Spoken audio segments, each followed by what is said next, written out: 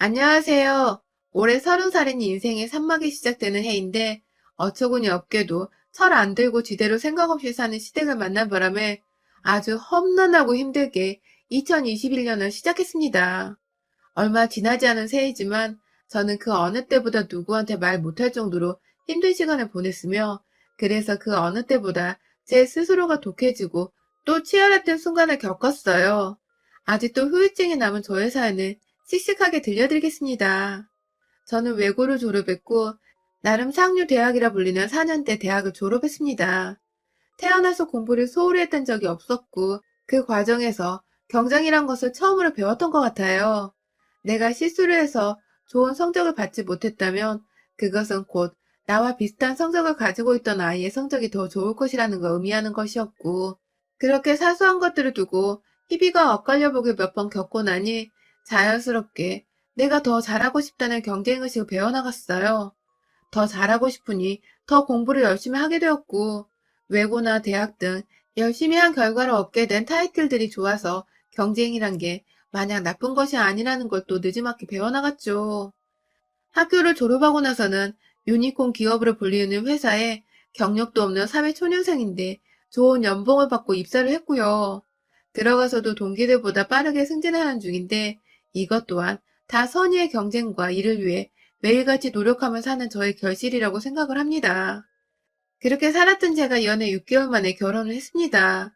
더 빨리 할 수도 있었는데 1년을 만나보고 결혼하라는 부모님의 반대를 겨우 무릅쓰고 설득하다 반년으로 합의를 보고 제 딴에는 오래 기다린 것이었습니다. 남편은 프리랜서 사진작가였는데 개인 작업실이 있어서 주기적으로 자잘한 명함사진부터 시작해 커플이나 가족사진 같은 것들도 많이 찍더라고요. 저는 그런 남편의 작업실에서 친구 둘 데리고 우정사진을 찍으러 갔다가 남편을 처음 만나게 되었고요. 남편의 작업실은 그 동네에서 핫한 사진관이었고 초록창에서 검색을 하고 예약을 미리 했었던 친구의 말에 따라 저와 나머지 친구 한 명은 각자 퇴근 후 그곳으로 바로 찾아갔습니다. 제가 일하는 곳과는 달리 작업실이 있던 동네는 대학가여서 그런지 굉장히 핫하고 또 활기찬 간판들이 거리 골목 곳곳마다 아주 줄을 이루고 있었고 내심 오랜만에 영한 분위기의 동네에 왔다는 이유로 친구들과 전 동네 입성부터 상당히 들떠있었죠. 일단은 남편 작업실을 먼저 찾아냈던 친구가 1등으로 도착을 했었고 남편은 당시 이 친구랑 작업 전 분위기를 편하게 하겠다며 막 대화를 주고받고 있었는데요.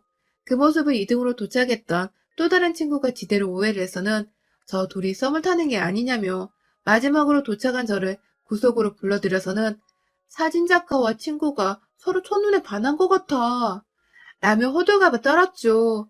이 얘기를 먼저 듣고 나서 작업실 안으로 들어가며 남편의 얼굴을 처음 보게 되었는데, 머릿속에 당시 떠오르는 것은 바로 사랑과 전쟁이었습니다. 친구랑 썸 타는 가게 사장을 짝사랑하는 또 다른 친구. 뭐 이런 복잡한 관계가 막 생각나 버리기 시작했거든요. 제가 그만 남편의 얼굴을 보고서 첫눈에 반해버리고 만 것이었죠. 친구들이랑 기념사진을 찍으면서도 내내 긴장을 풀지 못해서 얼굴과 몸이 경직되어 있었고 그게 남편한테도 다 티가 났었는지 남편도 촬영 내내 제 긴장을 풀어주겠다며 유독 말을 많이 붙였는데 옆에 있던 남편과 썸을 타는 줄 알았던 친구가 저한테 귓속말로 너 좋아하나 봐. 네 스타일 아니야? 잘 어울리는데 하면서 오히려 저를 막 밀어주는 겁니다. 그 순간 어찌나 하늘에 감사했는지 몰라요. 썸 타는 줄 알았던 친구는 그냥 친절하게 대화를 주고받았던 것뿐이었고 둘 사이에 아무 스파크가 없었다는 것에서 정말 1000번, 10,000번 친구한테도 그리고 남편한테도 감사해 했었죠. 그리고 이내 저는 남편한테 마음을 줘도 된다는 안도감이 들어서 했는지 몸 안에 쌓여있던 경직을 차근차근히 풀어갔고 그렇게 저한테 말을 걸던 남편과는 촬영이 끝났을 때쯤엔 말까지 놓게 되었답니다. 대화를 나누다 보니 저희가 동갑내기에 학번까지 갔다는 것을 알게 되었거든요. 나중에 남편은 자기가 원래 손님이랑 나이까지 공개하고 말을 놓는 사람은 절대 아니라며 그렇게 편하게 말을 한 건 제가 처음이라면서 자신에 대한 오해를 말라고 당부를 하기도 했었는데 지금 생각해보면 남편이나 저나 서로에 대한 호감이 커서 체면이나 일을 신경 쓰지 않고 그런 대화를 주고받으며 친해졌었던 것 같습니다. 함께 사진을 찍었던 친구들은 결혼식 촬영 때 제 들러리까지 해주면서 이 인연 잘 될 줄 알았다 하며 저희의 결혼식에 무척 신기해하고 또 반가워했죠. 저희 부부 또한 서로가 참 별나게 만났고 예쁘게 사랑에 빠졌던 만큼 결혼을 하고 나서도 이 사랑을 오래도록 이어가고 싶은 마음은 누구보다 컸습니다. 짧은 연애를 하고 결혼을 하는 만큼 다른 사람들에게 우려받던 대로 빨리 마음이 식거나 변하는 일이 없도록 하기 위해 결혼을 한 후부터 매 순간을 서로에게 다 쏟아부었던 것 같습니다. 싸움은 연애 때부터 줄곧 싸우기도 잘 싸웠기 때문에 결혼하고 나서는 각자 규칙을 정해서 심한 말 하기 전에 잠시 떨어져서 시간을 가져보거나 필요 이상의 말로 상대 심기를 건드리면 무조건 상대가 봐주기 전까지는 입을 절대 열지 않는 등 최대한 서로의 감정을 아프게 하는 일 없이 우유부단히 잔잔하게 살기 위해 알콩달콩한 신호규칙을 만들고 따르며 지냈어요. 문제는 이런 규칙들이 시댁 식구들 눈에는 굉장히 재수없고 또 여자의 일방적인 갑질이라고 생각이 되었다는 것입니다. 저희 부부는 결혼과 동시에 시댁으로 들어갔어요. 시댁이 2층 단독주택이었고 또 남편이 결혼 전부터 쭉 지하층 전체를 자기 작업 공간 겸 독립공간으로 꾸며놔서 제가 몸만 들어가면 신혼집과 다름없이 보였거든요. 반지하지만 큰 창이 나 있어서 햇빛도 잘 들어왔고 부엌만 없을 뿐 화장실까지 자리하고 있어서 부부가 살아가기에 좋은 환경이었습니다. 제가 연봉은 프리랜서인 남편보다 몇 배는 더 받고 있었지만 그럼에도 불구하고 서울 아래서 아파트 한 채 사기엔 정말 턱없이 부족했었기 때문에 부모님께 아파트까지 받을 여력이 없었던 저는 깔끔하게 시댁에 얹혀 사는 것을 택한 것이었죠. 무엇보다 이것은 시부모님이 먼저 저희 부부에게 권유를 하셨던 것이며 서울 아파트 값을 대출받고 무리해서 사느니 그냥 가족들끼리 친해질 시간을 가질 겸 함께 살아가자고 아주 사근사근하고 따숩게 말씀을 해주셔서 저희 부부 또한 아무런 경계나 불편함을 느낄 것 없이 합가를 선택했습니다. 그런데 이게 아주 꼴사나운 사기 행각이었다는 것을 저는 결혼을 하고 합가를 하고 나서야 차츰 알게 되었습니다. 저희 시댁은 시부모님과 한 살 많은 형님, 그리고 남편, 이렇게 네 가족이었습니다. 이제 저까지 5식구가 되었죠. 지하실에 신혼방을 차리면서 규모가 생각보다 크길래 저희는 빈티지한 스튜디오 형식의 방을 꾸며보기로 했습니다. 창가에 침대가 놓여져 있고 중간 지점에는 사무용으로 각자의 책상과 컴퓨터를 들여놨고요. 그 옆에 TV와 소파를 놓아 오락 공간 용으로도 겸하고 위층으로 올라가는 계단이 있는 곳에는 큰 분재 화분과 제가 제 방 안에 걸어놨던 액자들을 가져와서 작은 갤러리처럼 입구를 꾸며놨습니다. 결혼을 하기 전에도 인테리어에 관심이 많아서 관련 인스타그램도 많이 팔로우를 해왔었고 제 방도 늘 계절에 맞게 취미 삼아 꾸며보곤 했었기 때문에 신혼집 꾸미는 데엔 전 스트레스보다는 솔직히 더 큰 재미를 느꼈었습니다. 그런데 저희 시댁 식구들 눈에는 그게 그렇게 꼴사나웠다고 하네요. 대뜸 지하로 내려오신 시어머니와 형님이 헐, 집골이 이게 뭐야? 하면서 제 눈엔 너무나도 멀쩡해 보이는 저희 방을 정신 사납고 없어 보여 라면서 이마를 찡그리고 입을 삐쭉 내밀어 마음에 안 든다고 하시는데 좀 너무하다 생각이 들더라고요. 하지만 그때 저를 더 신경 쓰이게 하는 것은 바로 시댁 식구들이 지하로 아주 마음대로 언제든지 막 내려온다는 것이었습니다. 그래도 둘 다 퇴근을 하고 나면 엄연히 결혼한 부부의 독립공간이고 그건 분명히 시부모님께서도 처음 저에게 합가를 권하실 때 저희 두 사람의 공간을 전적으로 존중하고 터치하지 않을 거라고 쿨한 모습을 보이셨는데 결혼을 하고 나니 정반대였어요. 시도 때도 없이 지하로 막 내려오시는 바람에 제가 옷을 갈아입는 와중에도 발소리만 들리면 긴장이 되어 계단 쪽을 미친 듯이 살펴보면서 옷을 후다닥 입어야 했고 저희가 둘 다 잠들어서 입을 위해서 사랑을 나눌 때에도 계단으로 막 내려오려던 형님은 남편이 오지마! 하고 소리를 질러버린 바람에 겨우 막았던 적도 있었습니다. 그것 말고도 제가 출근하는 사이에 마음대로 지하방에 내려오셔서 제 옷장, 제 화장대, 하다못해 제 책상까지 뒤져서는 제 다이어리를 살펴보다가 제가 적어놓은 사적인 그날의 생각들이나 지출 내역 등도 정말 가리지 않고 막 보셨더라고요. 그걸 너무 아무렇지 않게 티내면서 나 그거 봤다? 하는 식으로 말을 하시면 저는 뒤늦게야 또 내 방을 뒤졌구나 싶어서 혈압이 올랐고요. 문제는 이것만이 아니었어요. 아침에 제가 출근을 해야 해서 평상시에도 아침밥을 챙겨 먹지 않아서 아침밥을 직접 차린 적이 없었는데 그게 너무 불만이시더라고요. 저는 제가 먹지도 않은 아침을 왜 차려야 하는지는 모르겠고 시댁에 오면서 출근길이 멀어져 아침에 더 일찍 출근 준비를 해야 하는 바쁜 직장인인데 굳이 백수인 형님과 시어머니가 계시는데 왜 제가 아침을 손수 차려줘야 할까 싶었습니다. 그럼에도 제가 어찌됐든 며느리니까 주말의 경우에는 다 같이 밥을 먹는 점심이나 저녁 때 직접 밥을 차리려고 노력을 하고 있었어요.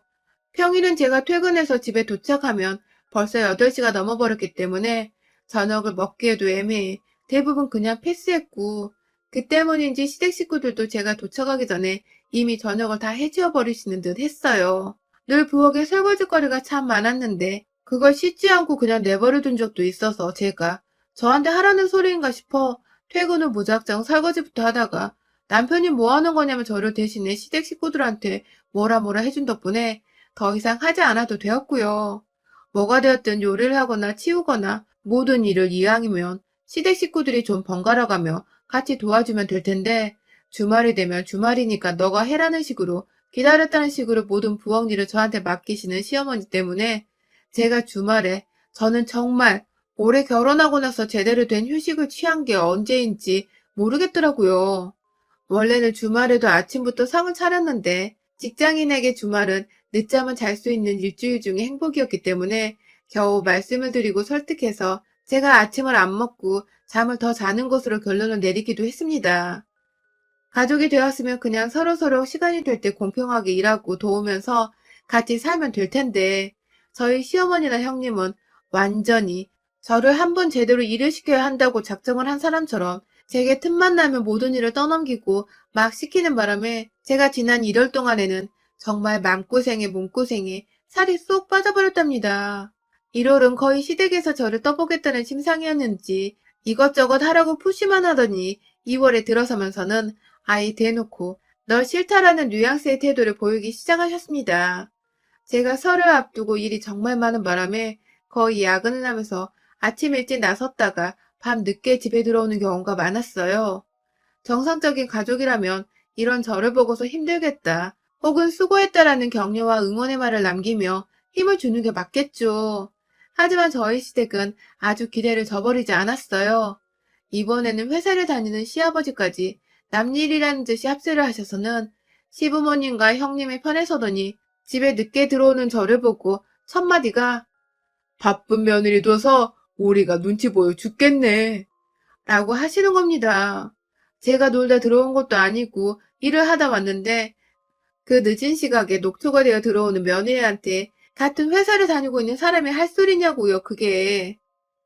며느리가 아주 상전이다 라고 시어머니가 말씀하시면 옆에서 시아버지랑 형님이 같이 키득거리고 있고 제가 야근을 하느라 늦게 왔습니다 라고 하면 서울에서 일은 혼자 다 하나 봐 라고 비꼬셨어요. 솔직히 제 입장에서는 너무 힘 빠지고 열받는 소리였습니다. 저라고 야근을 하고 싶어서 하는 게 아니었는데 그따위로 말을 꼬아대면 누가 기분이 좋겠냐고요.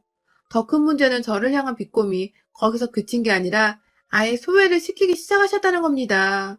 2월 초에 저는 또 야근을 하고 남편은 타지 출장을 가는 바람에 1박 2일로 집을 비우게 되었는데 집에 들어오자마자 1층 거실에서 다들 모여 TV를 보고 계시길래 어머님, 아버님, 저 왔어요 하고 인사를 드렸는데 TV 소리만 들려오고 있던 그 적막한 공간에서 아무도 저한테 응, 이라는 한마디 해주는 분이 없더라고요.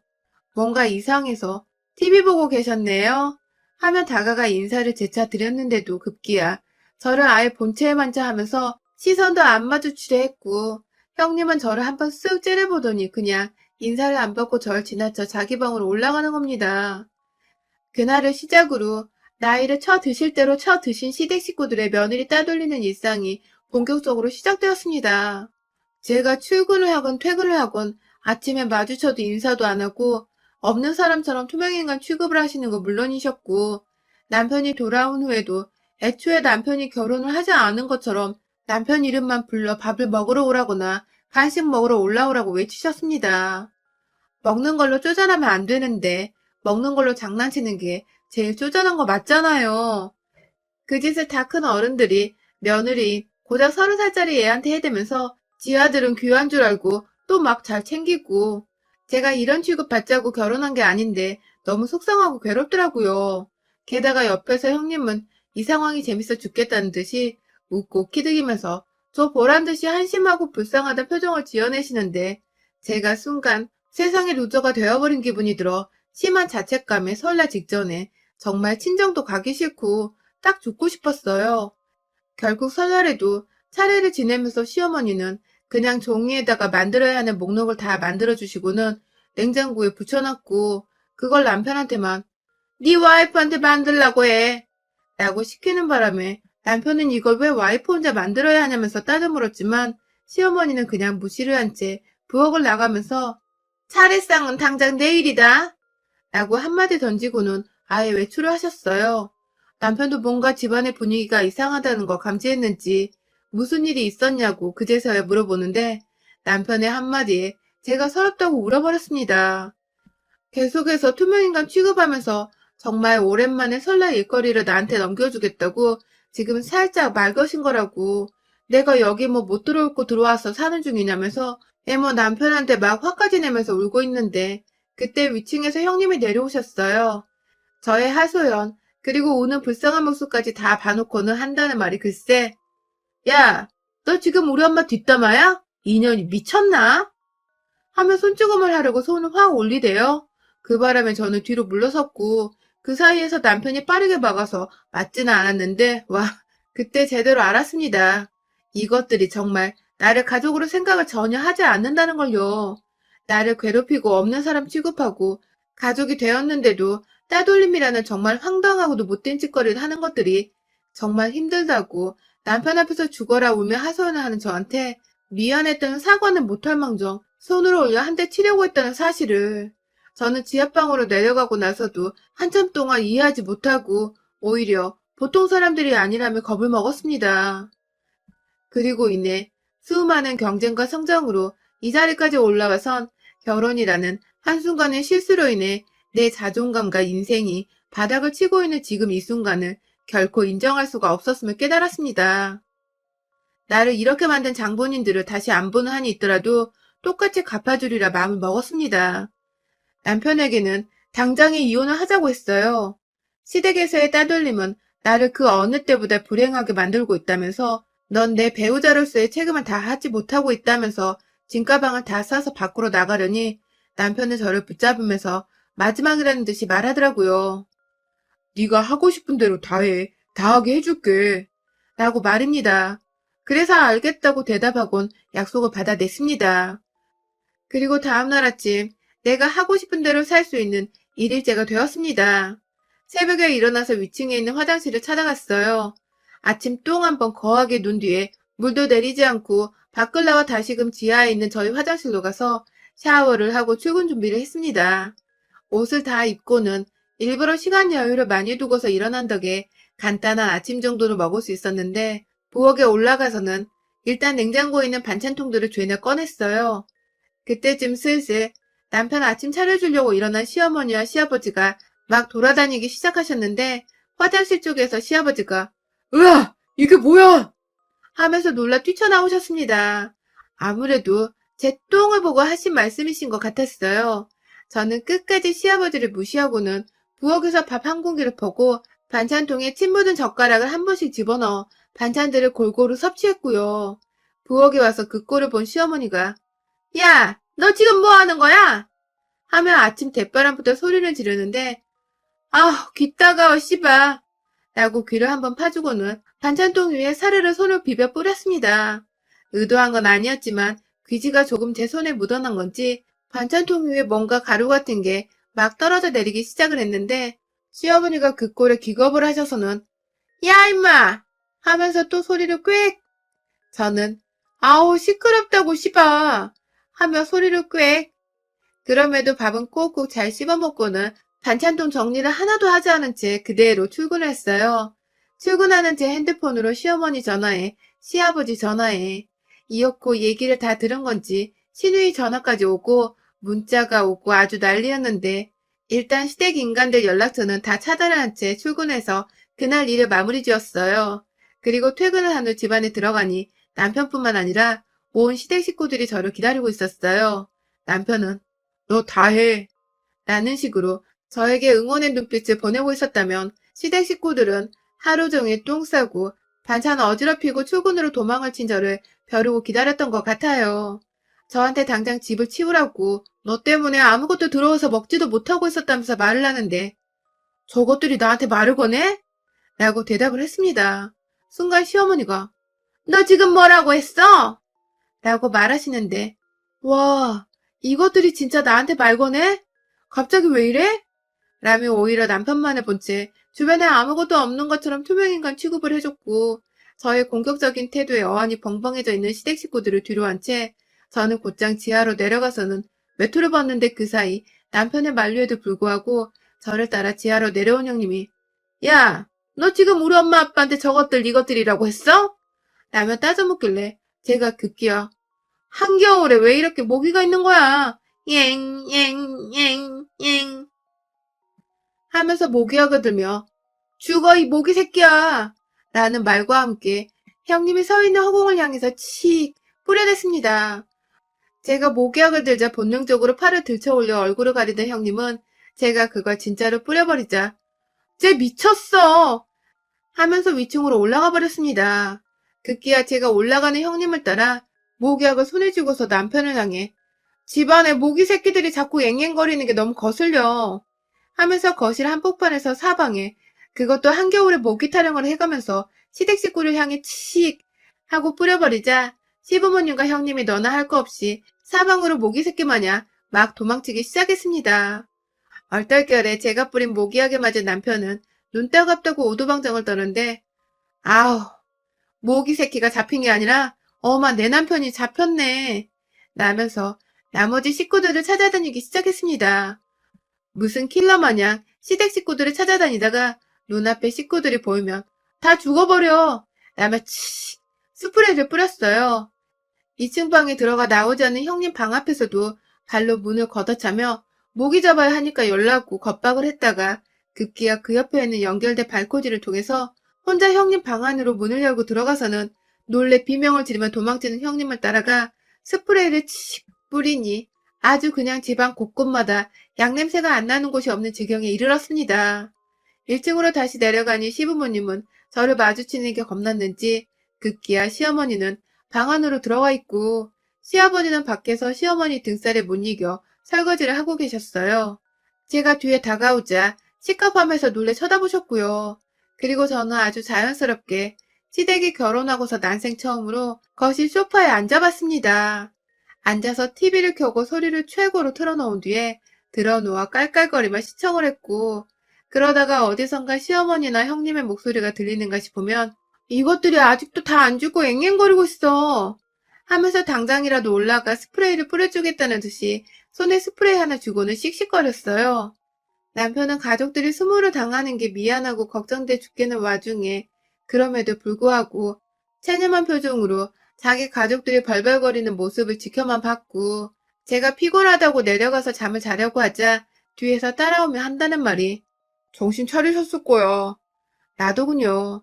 그리고 아니나 다를까 다음날 아침에 일어나 똑같이 전날처럼 아침 테러를 해줄 참이었는데 시어머니는 절 보자마자 일어났니?